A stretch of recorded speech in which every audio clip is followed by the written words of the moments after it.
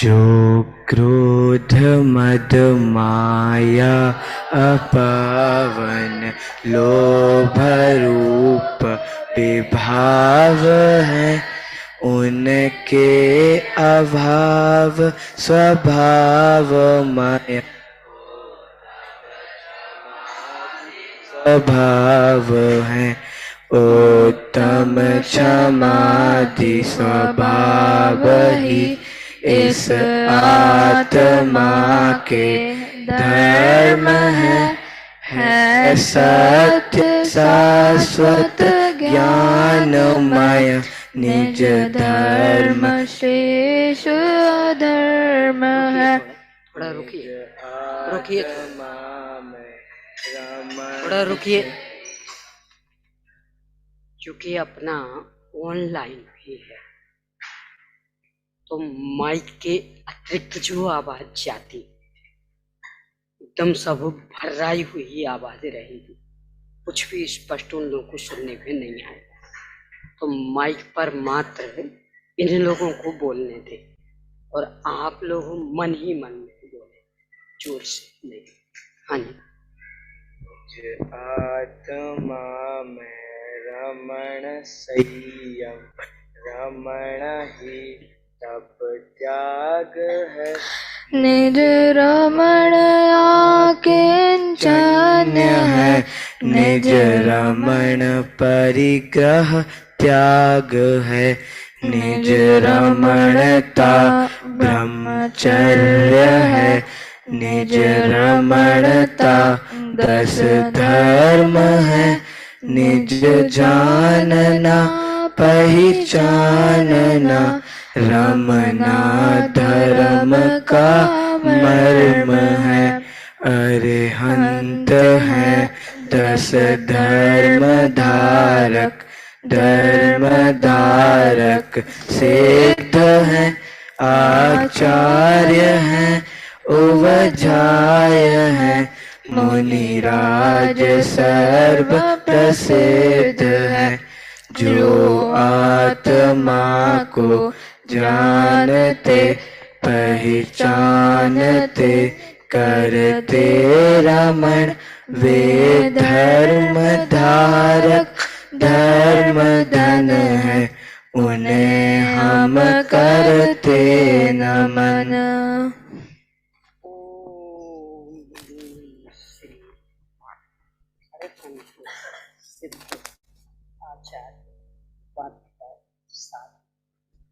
पंच परमेष्ठिभ्यो नमो।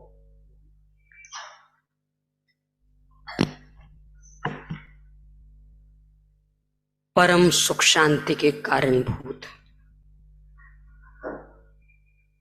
वीतरागतामय धर्म के व्यक्त रूप में 10 लक्षण धर्मों का यह पावन प्रसंग क्रमशः चर्चा चलते हुए प्रारंभिक भूमिका, उत्तम क्षमा और उत्तम मार्दव पर चर्चा संपन्न होने के बाद में आज उत्तम आर्जव धर्म पर अपनी चर्चा है। ऋजुः भावः आर्जवम्। ऋजु का भाव, ऋजु का परिणाम आर्जव है। ऋजुता, सरलता, निष्कपटता, निश्चलता, सीधापन, अवंचकता, भावों की एक रूपता इत्यादि इसके पर्यायवाची नाम है। इसकी विरोधी कषाय माया, छल कपट, वंचकता, क्षुद्रता, कुटिलता, टेढ़ापन, भावों की विरूपता इत्यादि इसके पर्यायवाची नाम है।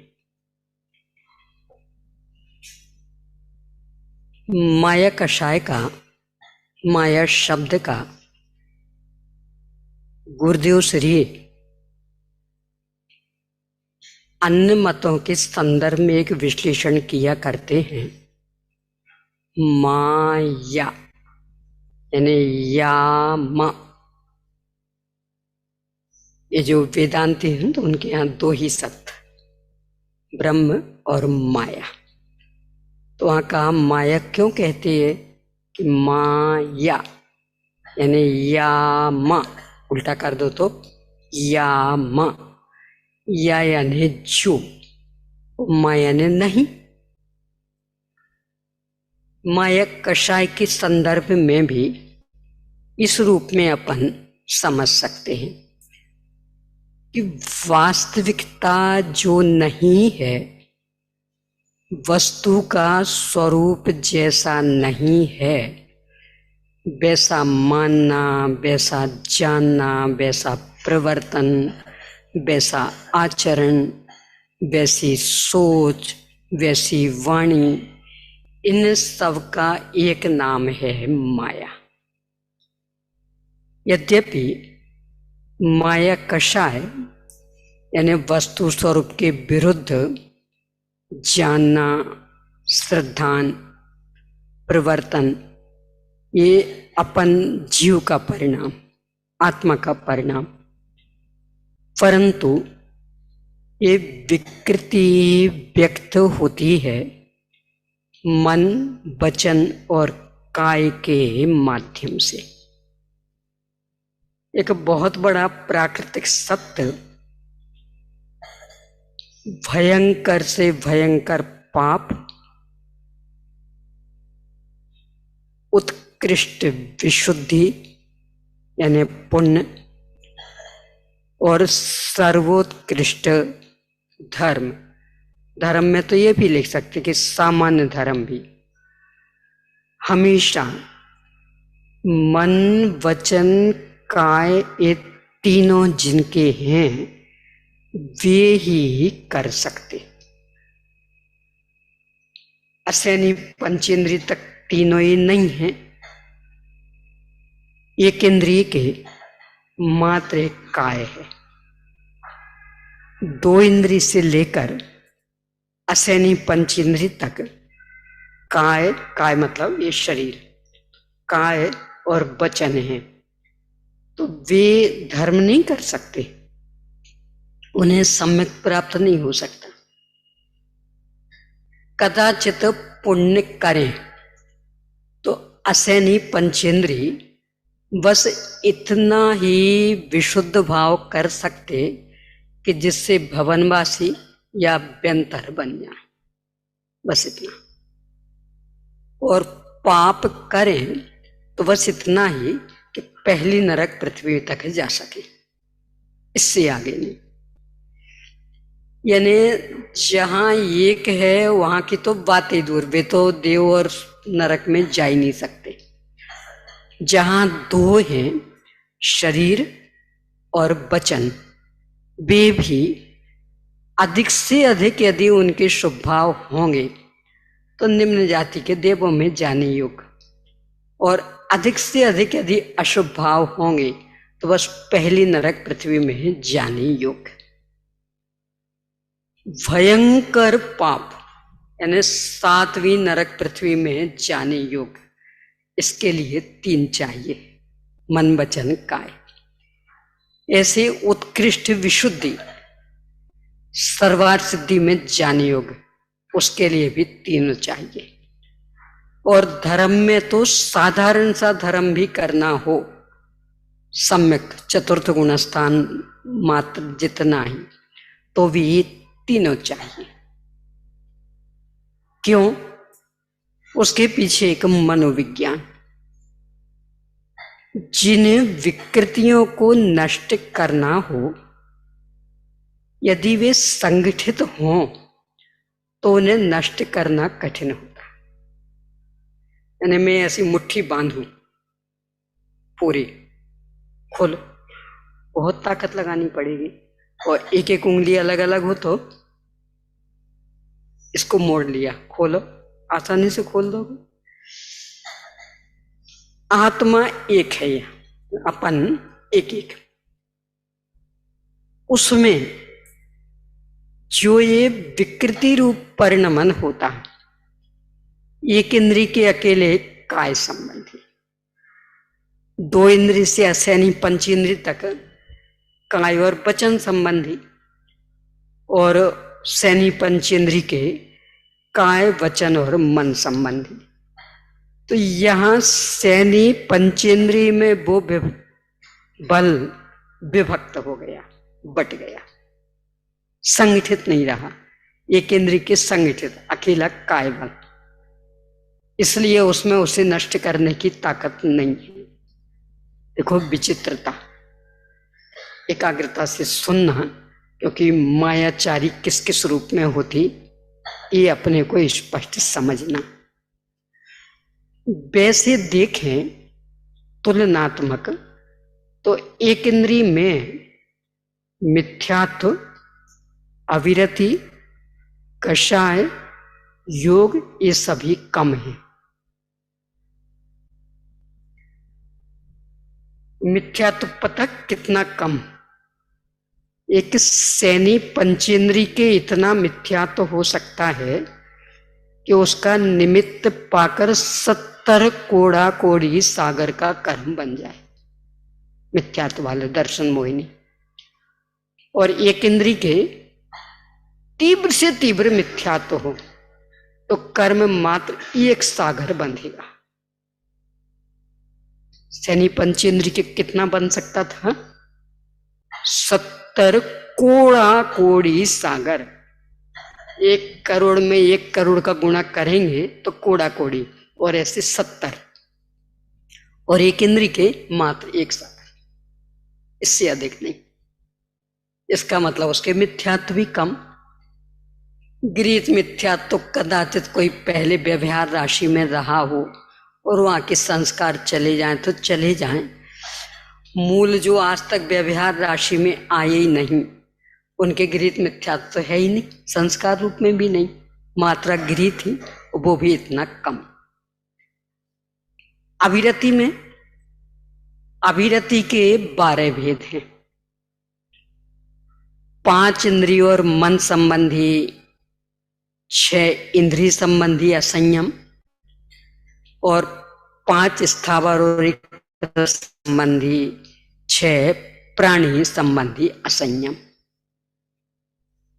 उनके मात्र एक ही इंद्रिय है तो 5 असंयम तो है ही नहीं, तो मात्र प्राणी असंयम संबंधी 6 और एक इंद्रिय असंयम, मैंने मात्र 7, अपने 12। कषाय में ले तो मनुष्य गति में तो तीनों वेद हो सकते, और वहां मात्र नपुंसक वेद। तो यहां 2500 कषाएं, और वहां होंगी अधिक से अधिक तो 23 कषाएं।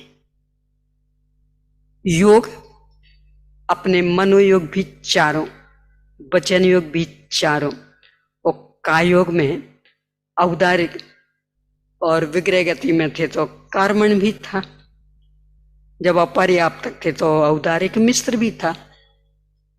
अभी पर्याप्तक हैं तो मात्र 9 योग, मन के 4, वचन के 4 और काय का 1 औदारिक, और एक इंद्री के मात्र एक औदारिक काय योग।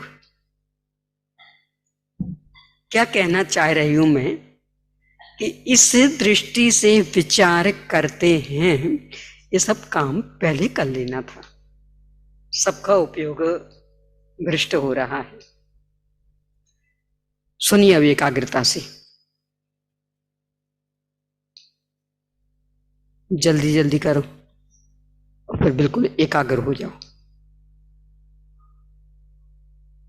हाँ, इसका मतलब ये कि जहां विकृतियां संगठित हैं वहां नष्ट करने की ताकत नहीं है, भले वे कम हो तो भी। और जहां विकृतियां विभक्त हो गई, भले वहां अधिक भी हो तो भी, चूंकि वे विभक्त हैं, अलग अलग हो गई, यानी 5 उंगलियां अलग अलग हो तो आराम से आप मरोड़ सकते, और पूरी मुट्ठी हो तो कठिन हो जाएगा। तो जहां विकृतियां अलग अलग हैं, विभक्त हो गई हैं, वहां नष्ट करने के लिए सक्रियता हो सकती। और यदि आत्मोन्मुखी पुरुषार्थ करे जीव, अंतरोन्मुखी वृत्ति बनाए, तो इन विकृतियों को जड़मूल से नष्ट करने की भी सामर्थ्य इसमें है। बस इसलिए इन 3 की चर्चा आ जाती, और कोई कारण नहीं। यानी ये 3 मिले, यानी काय, वचन और मन, मतलब हमारी विकृतियां बट गई, तो थोड़ी थोड़ी ताकत हो गई। वो एक पढ़ा हुआ ना, संघे शक्ति कलौ युगे, कलयुग में संगठन में शक्ति। 10 की एक ही का बल मोटा, एकता का बल बहुत बड़ा। 10 लकड़ियों का एक गट्ठा बनाया जाए, तो फिर कहो तोड़ो, नहीं तोड़ पाओगे। और एक एक लकड़ी अलग अलग कर दी जाए तो तोड़ लोगे, हैं 10 हो, पर यदि उन्हें बिखेर दिया जाए, अलग अलग कर दिया जाए तो तोड़ लेंगे, और 10 एक साथ हो तो बहुत कठिन। यहां मन वचन काय तीनों मिले, यानी वो विकृतियां बट गई, बिखर गई, संगठित नहीं रह पाई। बस इसलिए उन्हें नष्ट करने की दिशा में पुरुषार्थ करने के लिए अवसर। मात्र बस यह कारण कि माया कषाय को भी इन 3 से जोड़ा जाता, और उसका विरोधी जो आर्जव धर्म, उसे भी इन तीनों की एक रूपता से जोड़ा जाता। वास्तव में देखें तो ना माया कषाय का संबंध इन तीनों की विरूपता से, और ना ही आर्जव धर्म का संबंध इन तीनों की एक रूपता से, पर जो जोड़ा गया वो मात्र इस कारण से। माया कषाय कितनी भयंकर। पूजनकार कविवर ध्यानत्राय जी ने लिखा, रंचक दगा बहुत दुखदानी, कि थोड़ी सी भी दगा बहुत दुखदानी, भयंकर कष्टमय। इसलिए इसे नष्ट करने के अतिरिक्त सुखी होने का उपाय और कुछ नहीं। चूंकि अनेक अनेक रूपों में यह व्यक्त होती, इसीलिए इसे नष्ट करने के लिए भी अपन पूर्ववत 3 स्तरों से बात करेंगे। एकदम स्थूल माया कषाय,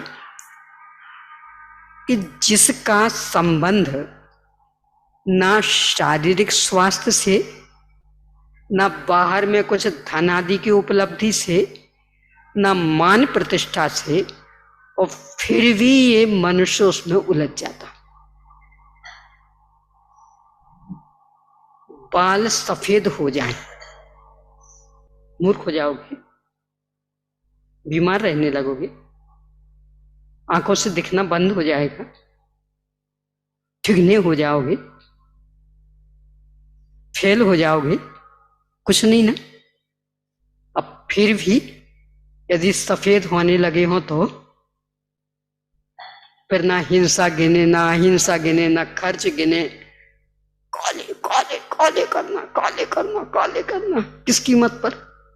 भले मुंह काला हो जाए तो। कभी कभी रिएक्शन आ जाता है, तो बाल काले के चक्कर में ये पूरा काला हो गया, इस कीमत पर भी। क्यों? कोई कहेंगे ये बूढ़े हो गए, तो अकेले सफेद बालों से ही बुढ़ापे की पहचान होती? एक गाल नहीं बताती बुढ़ापा, पैर की एड़ी नहीं बताती कि क्या उम्र होगी इनकी। अरे हाथ की एक एक नस ये सब बताती कि क्या उम्र होगी इनकी। और जानकार तो एक दृष्टि में कह देते कि लगभग इतनी उम्र होगी, और अधिकांशतया बिल्कुल सही निकलती हो। यानी अकेले बाल ही घोषणा करते कि क्या उम्र होगी, और फिर भी उस चक्कर में फंसा रहेगा। कदाचित बाल झड़ गए हों तो लाखों रुपए खर्च करके तो नए बाल उगा ले। ये पूर्णतया व्यर्थ की मायाचारी। यानी कमाई में कदाचित आप कह सकते कि सब मायाचारी नहीं करें तो लाभ मिलेगा ही नहीं हमें। सरकार के साथ मायाचारी नहीं करें और पूरी ईमानदारी से कर भरते रहें, तब तो हो गया काम। जितनी कमाई वो पूरी वहीं चली जाएगी, तो कदाचित बात समझ में भी आती। पर इससे ये मायाचारी जब तक नहीं छूटेगी तब तक धर्म के मार्ग में आगे बढ़ना रंच मात्र संभव नहीं। क्यों? क्योंकि तो अनावश्यक पाप, कोई लेना नहीं देना नहीं। ना शारीरिक स्वास्थ्य का लाभ, ना मानसिक स्वास्थ्य का लाभ, ना कोई धन मिलना है, बल्कि हर तरह से बर्बादी बर्बादी बर्बादी। अब ऐसे ही शरीर संबंधी और लगा लेना। मान लो खूब यहां चिट्टे चिट्टे चिट्टे हो तो बुद्धू बन जाऊंगी मैं, बुखार रहने लगेगा, स्मरण शक्ति चली जाएगी। अब फिर भी नहीं, वो चिट्टे नहीं दिखना चाहिए, तो क्या करना? लीपापोती। किन किन की? कुछ भी। यानी वो एक एक सेंटीमीटर मोटी परत भी चढ़ा ली, स्नान घर से चढ़ा के निकले। क्यों? दूसरे देख लेंगे ना। यानी चेहरे की असलियत कोई देख ही ना पाए, तो स्नान घर से ही चढ़ा के निकले। क्या मिल जाएगा? बुद्धि बढ़ जाएगी। कोई उतना नहीं करे तो और साधारण मेकअप लगा लेना, क्रीम पाउडर आदि, लिपस्टिक आदि, नेल पॉलिश आदि। क्या मिल जाएगा? और जैसे हैं वैसे रहे आएंगे तो बुखार रहेगा, सिर में दर्द रहेगा, और बढ़िया लिपस्टिक लगा लेंगे तो स्वस्थ हो जाएंगे। है ऐसा कुछ? तो ये जो प्रदर्शन का भाव, अपने को ठगने का भाव, अपने को असलियत पता है कि नहीं? यानी शरीर के ओंठ कैसे हैं, बाल कैसे हैं, गाल कैसे हैं, ये स्वयं को तो पता है ना, और फिर भी ढकना चाह रहे, स्वयं को ही ठगे जा रहे देख देख के। हाँ देखो, अब वो बाल बिल्कुल काले दिखने लगे, अब ओंठ बढ़िया लाल दिखने लगे, भैया ये बंद हो गया। अब गाल एकदम अच्छे रंग के दिखने लगे, गुलाब के जैसे गुलाबी दिखने लगे, अब काले नहीं दिख रहे। ये सबसे स्थूल मायाचारी। जब तक इसे नहीं छोड़ेंगे तब तक परिणामों में विशुद्धि भी जागृत होने वाली नहीं। यह रख लीजिए। कैसे छोड़ें? कि बस इसी सोच के बल पर कि इससे इसमें परिवर्तन का लाभ क्या है, और जैसा ये है वैसा ही दिखता रहे तो हानि क्या होने वाली? क्या तन की, क्या धन की, क्या जन की, क्या इज्जत की, क्या लाभ और क्या हानि? इस सोच के बल पर सबसे पहले इस स्थूल मायाचारी को छोड़ें, तब कहीं बात आगे बढ़ेगी। क्योंकि मुझे तो आगे बढ़ाना है, तो मान लें कि ये छोड़ दी। अब आगे, अब उससे भी और गहरी मायाचारी,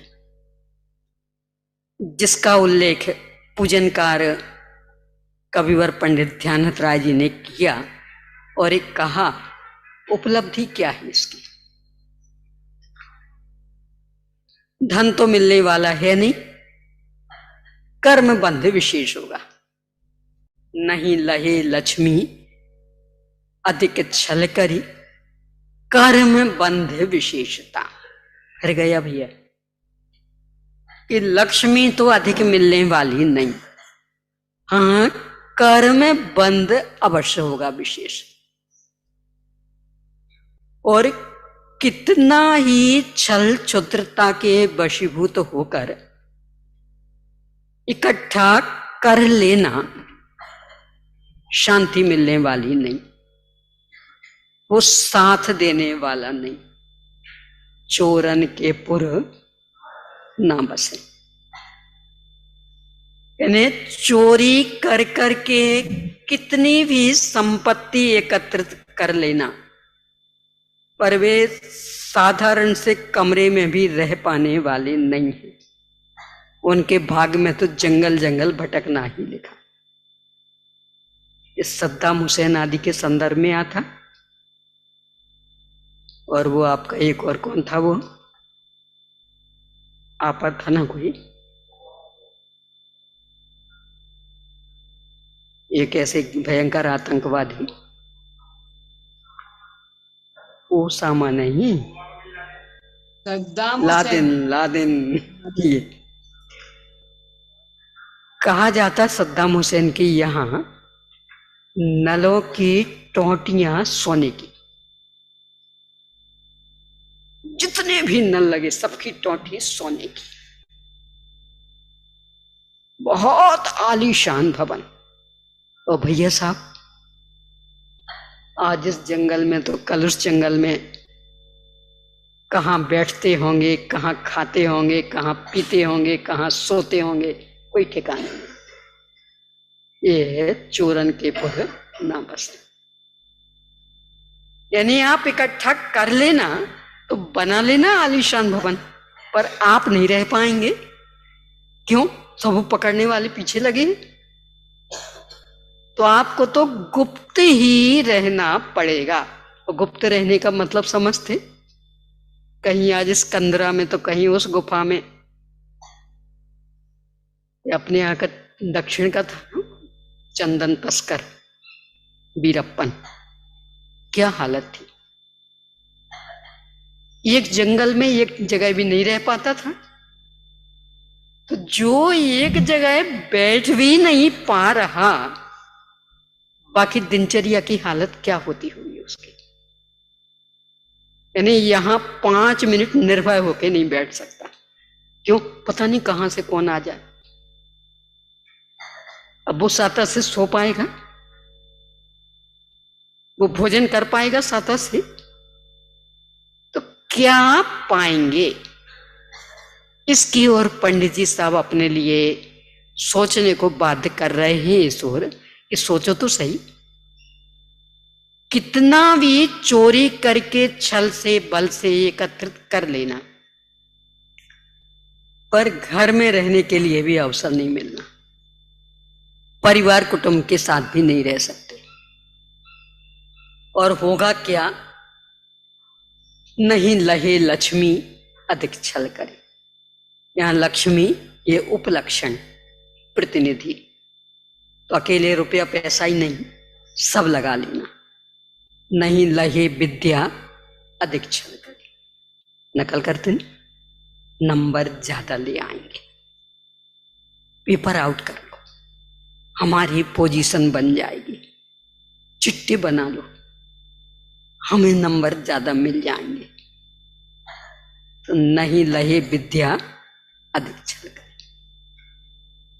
इज्जत मिल जाएगी ज्यादा, मान प्रतिष्ठा मिल जाएगी ज्यादा। तो नहीं लहे प्रतिष्ठा अधिक छल कर, यानी अकेला वो लक्ष्मी का नहीं है,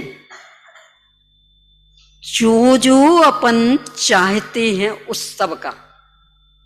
नहीं लहे शारीरिक स्वास्थ्य अधिक छल कर, कि ये खाएंगे तो ऐसा हो जाएगा, ये खाएंगे तो ऐसा हो जाएगा, ये खाएंगे तो बुद्धि बढ़ जाएगी, ये खाएंगे तो आंखें अच्छी रहेंगी, ये खाएंगे तो ग्रास्पिंग पावर बढ़ जाएगी। ऐसे बढ़ते होते ना तो धनी लोग कोई बुद्धू रहते ही नहीं। जबकि अपवाद छोड़ देना, बाकी सामान्य नियम ये कि करोड़पतियों अरबपतियों के बेटे कभी पहले नंबर नहीं आ पाते। नीचे से भले आ जाएं, ऊपर से नहीं आ पाते। देख लेना, दो चार अपवाद निकल जाएं तो वो तो दूसरे मतलब पता है, टाटा, रतन टाटा अपने बेटे को खूब पढ़ाया, फिर कहा अब रख दो सभी यहां, मात्र 100 रुपए दिए, और जिस दिन 10,000 रुपए इकट्ठे कर लो उस दिन घर वापस आना, जाओ। फोन रखवा लिया, गाड़ी आदि कुछ नहीं, साइकिल भी नहीं। देखो दुनिया, कमाओ, क्या होता है कमाना। तो ऐसे भले अरबपति का बेटा, परंतु तो वे भले नंबर पाले, पर जिनको सुविधाएं मिलती हैं वे तो नहीं पा पाते। तो जितनी जो भी उपलब्धि आप समझते हैं जितनी चीजों को, उन सब का एक प्रतिनिधि रूप में वहां रखा लक्ष्मी। अब सब लगा लेना, जो जो भी आप ले सकते। नहीं लहे मकान अधिक छल कर, नहीं लहे दुकान अधिक छल कर, नहीं लहे आभूषण अधिक छल करे, और जो जो सोच सकते आप सब सोच लेना। क्या होगा कि ये तो नहीं मिलेगा, हाँ कर्म बंध विशेषता, जितना छल करेंगे कर्म बंध उतना अधिक होगा। इस लोक में भी बदनामी होगी और परलोक में तो माया तैरेगी उनसे, त्रियंच हो जाएंगे। क्या क्या सुविधाएं मिलेंगी त्रियंचों को, अपन तो रोज बंदरों आदि को देखते हैं ना, क्या क्या सुविधाएं। छोटा सा पंखा तो मिल ही जाता होगा। चलो अच्छा, प्यास लगेगी तो साफ पानी तो मिल जाएगा। क्या मिलता, वो हो जाएंगे। यानी कर्म बंध विशेषता, एक कर्म का बंध और अधिक से अधिक होगा।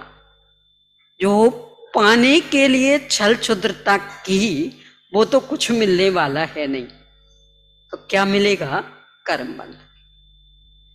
ये निरंतर सोचते रहेंगे तो ये जो व्यर्थ की मायाचारी, कमाने के नाम पर, नंबर ज्यादा लाने के नाम पर, प्रतियोगिता जीतने के नाम पर,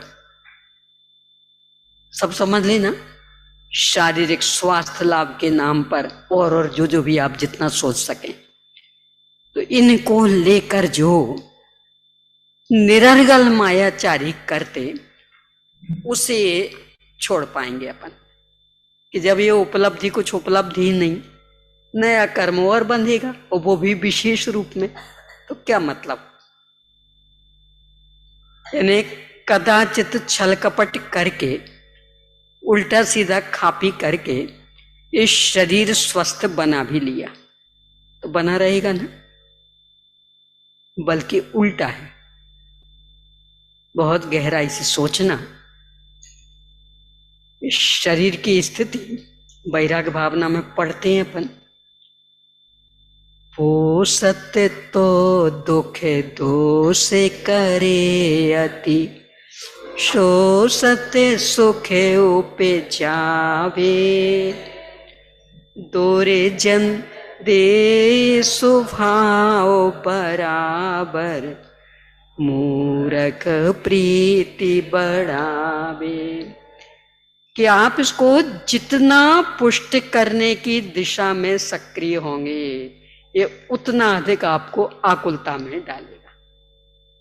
ये नहीं डालेगा, पर इसके प्रति जो अपना ममत्व वो, और शोषत सुख उपजावे, यानी आपने इसको अधिक सुविधाएं नहीं दी तो अच्छा हट्टा कट्टा रहेगा, कष्ट सहिष्णु रहेगा। ये गरीबों को देखते भी है ना, खाने पीने को कोई सुविधाएं नहीं, कभी घी दूध दही भी ना मिले, मेवा मिष्ठान की तो बात दूर, और फिर भी उनका एक चांटा बर्दाश्त नहीं कर पाओगे, इतनी जोर का पड़ेगा। और नंगे पैर चल रहे, कांटे आदि भी लग जाएं तो भी कोई घाव उनके ऊपर बनते ही नहीं, 2 दिन में ही ठीक है। घर में पंखा भी नहीं, कूलर एसी की तो बात दूर, और फिर भी बहुत स्वस्थ। जब एक कोरोना आया था, बाद में तो इस पर शोध खोज भी हुई, ये गांव में क्यों नहीं फैला है? गंदगी तो गांव में ज्यादा रहती ना, वहां क्यों नहीं फैला?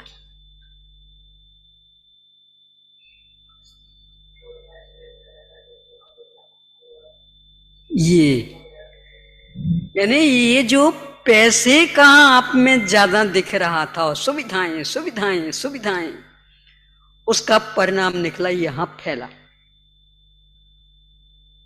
एक एक ऑक्सीजन के सिलेंडर के लिए 10-10 हजार रुपए भी दे सकते, अभी गरीब।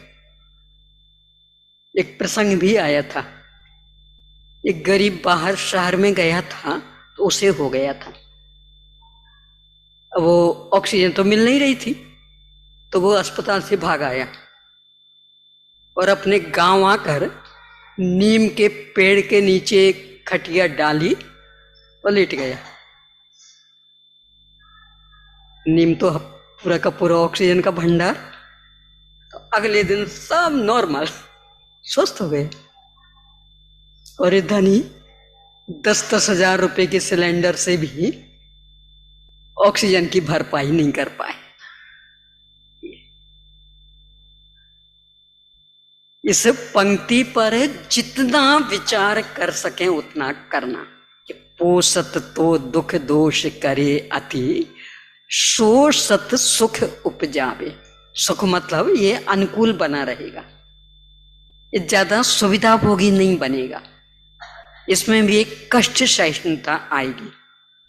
और ज्यादा सुविधाओं में रखा तो ये तो बर्बाद होना ही है, रोग प्रतिकारात्मक क्षमता भी समाप्त, और जो कर्म बंध विशेषता तो उससे प्रभाव में भी हानि।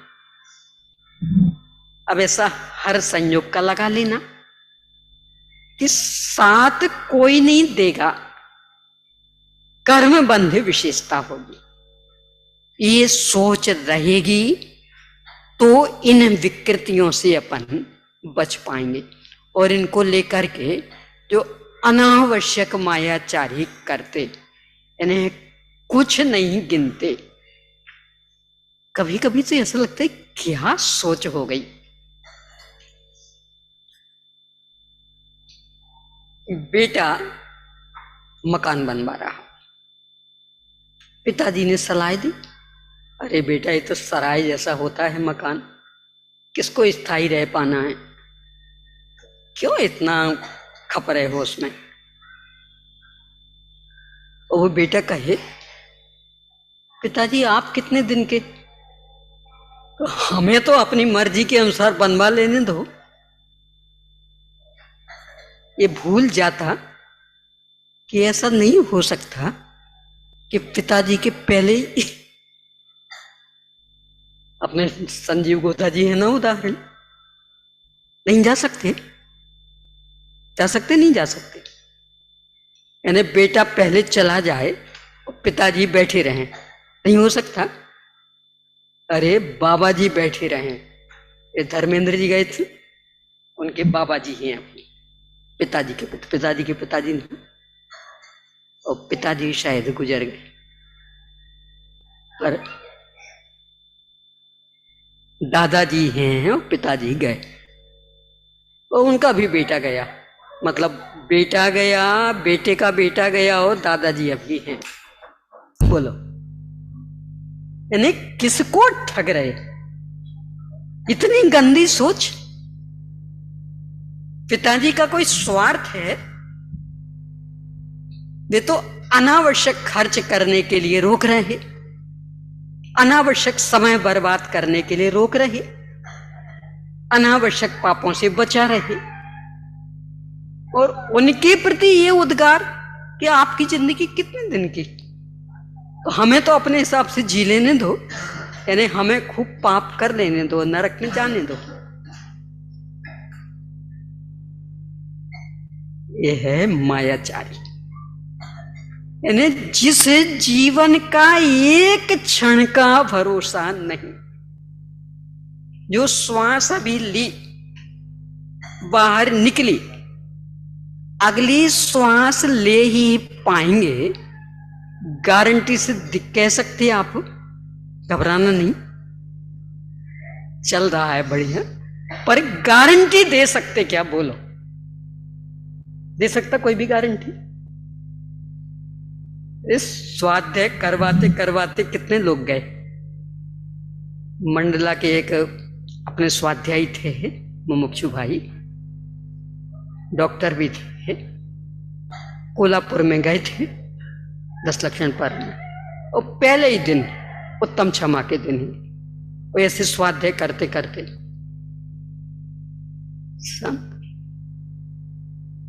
अपने बीरेन भाई साहब, उनको तो बीमारी में थोड़ा समय भी मिल गया था, सुबह का स्वाध्याय करा दिया था पर शाम का नहीं करा पाए, पर वहां तो करते करते आपके वो गायक कलाकार भी गए थे ना, कोई क्या नाम था, यहीं अपने उत्तर प्रदेश में मैनपुरी है, कहाँ गए थे, जसवंत नगर, ने गाते गाते बहुत प्रसिद्ध गायक कलाकार, नाम भूल रही हो, कौशिक थे कि कौन थे, तो जो स्वर भरते ना, यानी एक पंक्ति गायक ने गा दी, अब बाकी उसके साथ म्यूजिक आदि का करेंगे, कौशिक जी का, हाँ हाँ, तो ये बस वो चुप हुए सो हुए हुए, अब वो वहां सब स्वर लहरी वगैरह हो गई, अब अगली पंक्ति बोलनी थी तो यहां ही बोल ही नहीं रहे, क्या करना? देखा तो वे तो कहीं के कहीं चले गए। बोलो, हम आपके साथ नहीं हो सकता, ये कोई गारंटी दे सकता? तो किसके लिए इतना छल छुद्र, अपना अनमोल समय बर्बाद करना, जी जान से धन खर्च करने के चक्कर में उलझे रहना, प्रदर्शन, ना इन संयोगों का ठिकाना और ना शरीर का। देवसास गुरु पूजन में कितना सुंदर लिखा, यह पुष्प सुकोमल कितना है। कौन है पुष्प?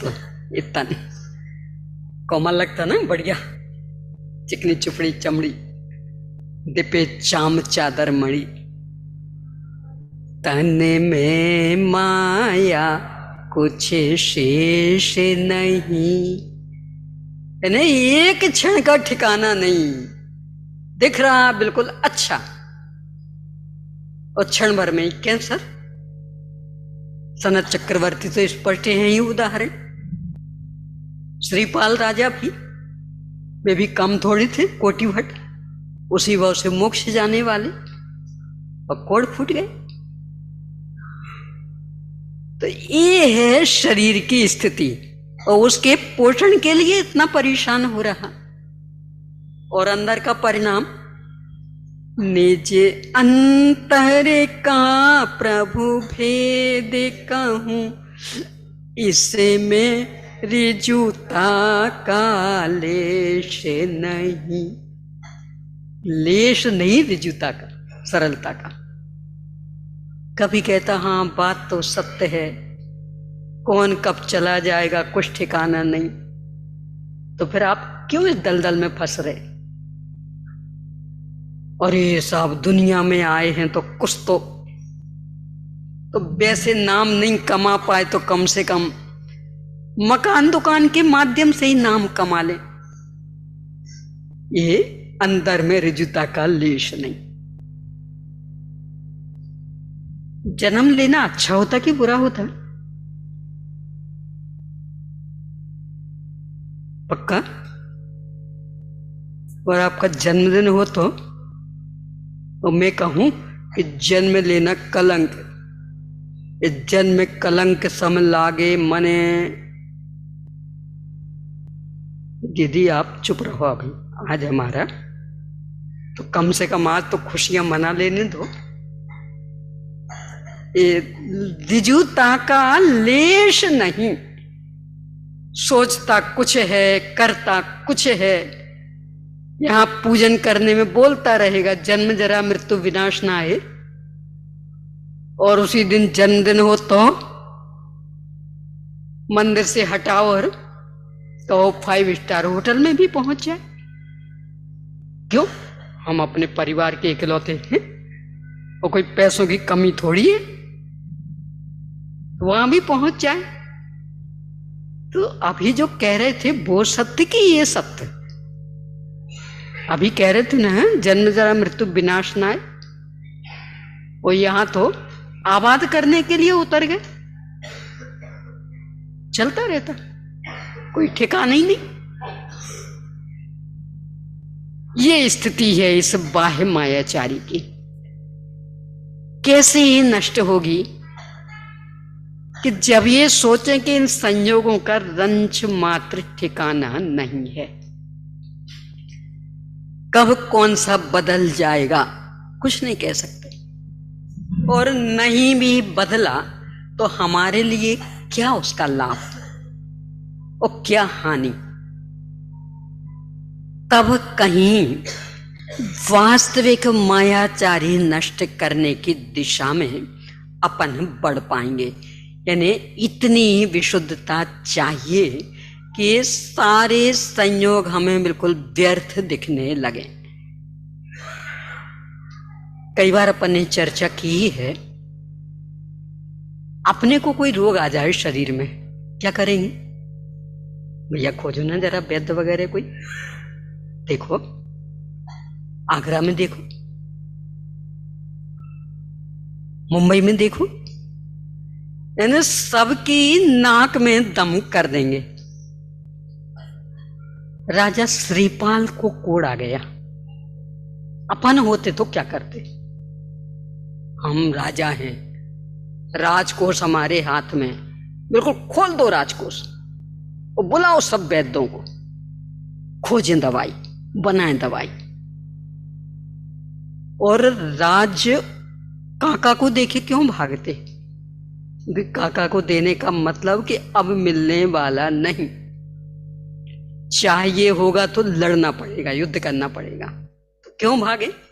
यहीं एक कमरा बनाए लेते हैं और यहीं आराम से रहेंगे और सब वैद्यों को लगा देंगे, दवा खोजो। तो उनने क्या किया?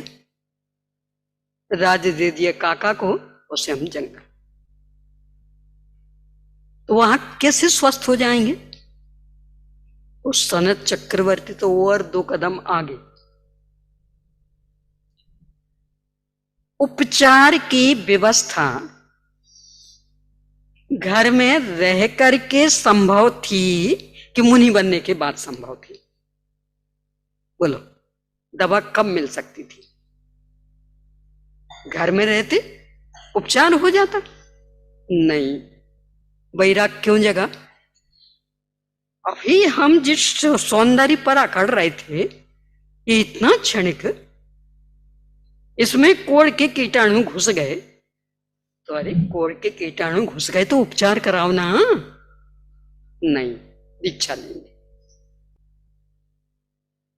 ये है अपने आदर्श। किसके बल पर ये मार्ग अपनाते कि तन में माया कुछ शेष नहीं। ये तो माया का ही भंडार, इसके तो एक एक रोम रोम में कब क्या हो जाएगा कुछ नहीं कह सकते। और हमारे परिणामों की भी ऐसी विसंगति, कुछ नहीं कह सकते कब परिणाम कैसे हो जाएंगे। और दिखावा हमेशा महंगा पड़ना है।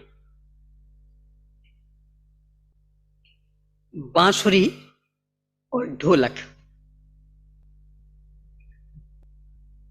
कभी तो किसी को भी बुलवा सकते हैं, तो वे इनको भी बुलवा रहे हैं। ढोलक भैया ने बांसुरी से पूछा, बांसुरी बहन तुम भी पोली हो और मैं भी पोला हूं, परंतु तुम्हें सब ओंठों से लगाते, मतलब प्रेम देते, वात्सल्य देते, और जो देखो वो हमें सब बस दोनों ओर से पिटाई पिटाई पिटाई। ऐसा क्यों? बोले तो तुम में भी है, हम में भी। बांसुरी बहन बोली, भैया सुन पाओगे क्या? सुनना है इसलिए तो पूछा कि दुनिया ये तो स्वीकार करती है कि इस भूतल पर यदि कोई है तो पोलों का तो भंडार है, कोई यहां भगवान नहीं है। कमजोरियां कमजोरियां तो हैं, परंतु जो अपनी कमजोरियों को छिपाए रहता वो पिटता है। आपने अपनी कमजोरी को छिपा रखी, यानी अंदर से पूरा पोला है ढोल और दोनों ओर से मड़ा हुआ। पोल दिखती और बांसुरी बराबर एक एक शेर से देख लो, पोल पोल पोल। तो दुनिया ये तो स्वीकार करती है कि इस भूतल का प्राणी है तो पोलें तो होंगी, कमजोरियां तो होंगी, परंतु यदि आप छिपाने का प्रदर्शन करोगे, ढकने का प्रदर्शन करोगे तो पिटोगे। और हैं स्वीकार कर लो और उन्हें मिटाने की दिशा में सक्रिय हो तो पिटोगे नहीं। दूसरे अविश्वास भी नहीं करेंगे, विश्वास करेंगे और वास्तव में ही उन कमजोरियों को मिटाने की दिशा में सक्रिय हो पाएंगे। इस तरह की सोच अपनी हो तब कहीं जाकर वास्तविक आर्जव धर्म प्रकट करने की दिशा में पुरुषार्थ अपन कर पाएंगे। क्योंकि अपने को तो आज ही करना है, क्योंकि अभी पूरा समय हो जाएगा, कल तो फिर दूसरे पे चर्चा करनी। तो अपन मान के चलें कि इतनी तैयारी हमारी हो गई। अब वास्तव में क्या करें कि मायाचारी मिटे? ये बस एक ही उपाय, अपने जो युगल जी साहब की सिद्ध पूजन, उसका पुष्प का छंद, बहुत सुंदर विश्लेषण उसमें किया, उपाय बताया। बोलो कौन बोल सकते? बोलिए। ये तो देव शास्त्र गुरु का था।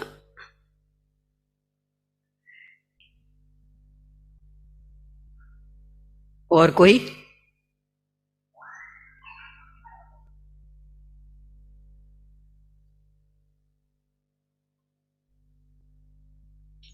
मेरे उपयोग से निकल गया, इसलिए आपसे पूछ रही हूं। क्या है वो पंक्ति? फिर से सावधानी से।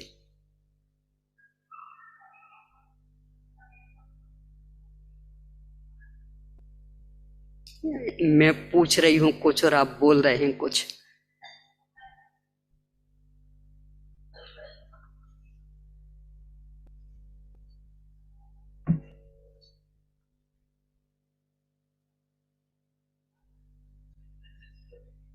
हाँ, ये चैतन्य सुरभि की पुष्प वाटिका में बिहार नित्य करते हो, माया की छाया रंच नहीं, हरे बिंदु सुधा की पीते हो।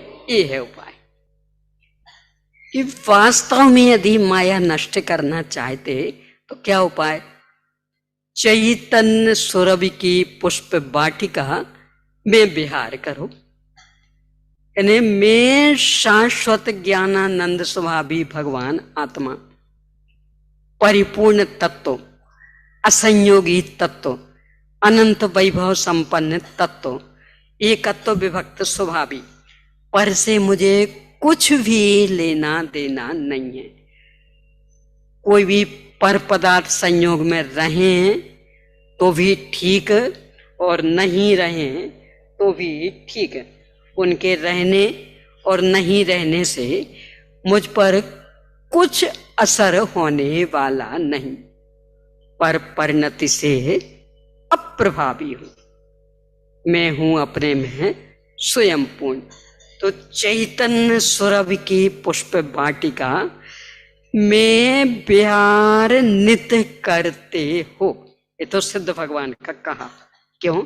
क्योंकि वो उत्कृष्ट परिपूर्ण उत्तम आर्जव धर्म के धनी, और अपने को अपनाना हो तो अपने पे जोड़ लो।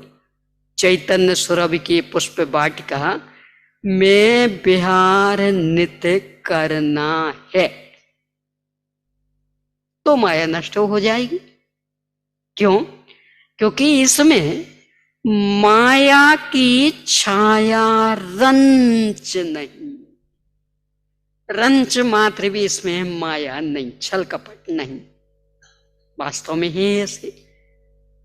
यानी कोई हम प्रदर्शन कर रहे, कल का दोहरा लें कि प्रत्येक वस्तु अनंत वैभव संपन्न, जड़ जड़ेश्वर है तो चेतन चेतनेश्वर।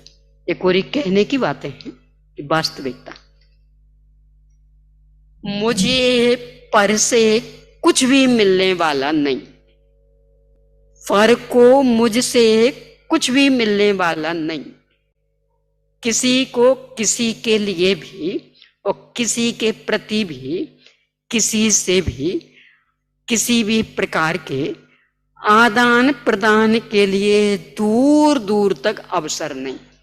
त्यागोपादान शून्य तो शक्ति, ना कुछ छोड़ना है ना कुछ ग्रहण करना।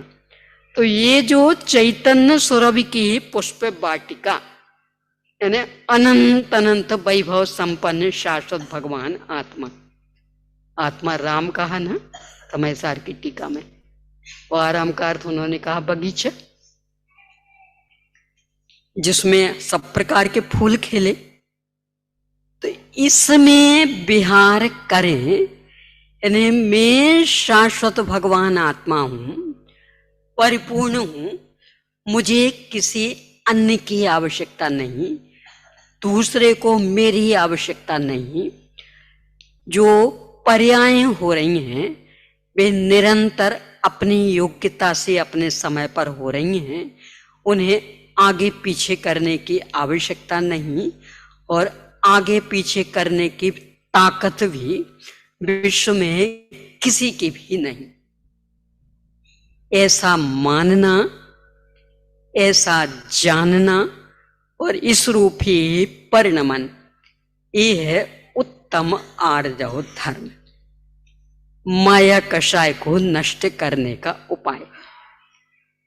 कहीं से कुछ नहीं मिलना, इन्हें पंचेंद्रिय विषय भोगों में सुख नहीं।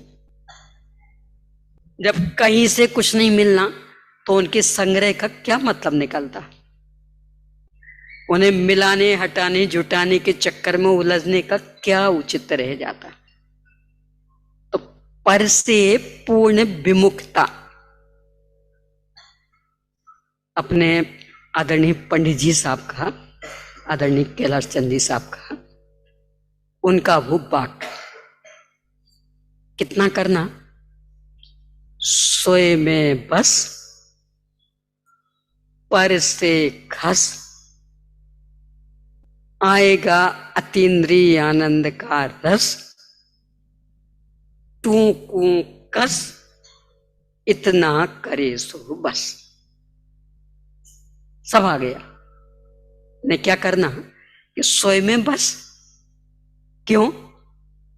परिपूर्ण है, स्वाधीन है, शाश्वत है, सर्वगुण संपन्न है, कमी के लिए कहीं अवसर ही नहीं।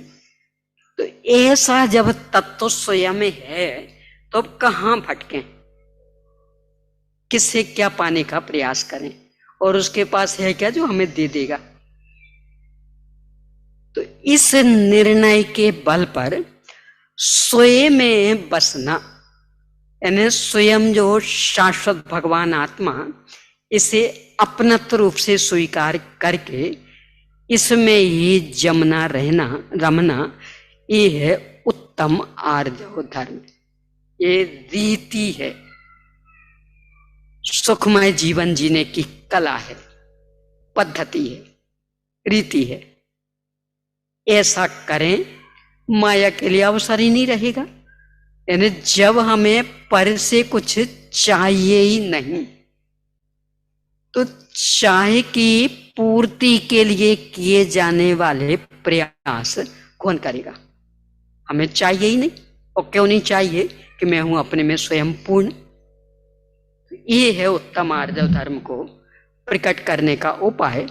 यद्यपि इस उपाय की सामान्य प्रकटता के बाद भी भूमिका अनुसार मायाचारी रह सकती, तथापि उसे भी नष्ट करने का उपाय यही। इस चैतन्य सुरभि की पुष्प वाटिका में विहार नित्य करता हूं, माया की छाया रंच नहीं, हर बिंदु सुधा की ही पीता हूं। ये वहां से अपन ने अपने पे लगाया। तो जितना जितना पान करेंगे, जितने जितने स्वयं में स्थिर रहेंगे, उतना उतना माया कषाय से रहित और उत्तम आर्जव धर्म से संपन्न अपना जीवन हो जाएगा। सुख शांतिमय जीवन जीने की रीति अपने जीवन में प्रकट हो। अनावश्यक इस मायाचारी से दूर हट करके अपने जीवन को परम पवित्र आनंदमय बनाएं। इस मंगलमय भावना के साथ अभी की बात यही संपन्न हो।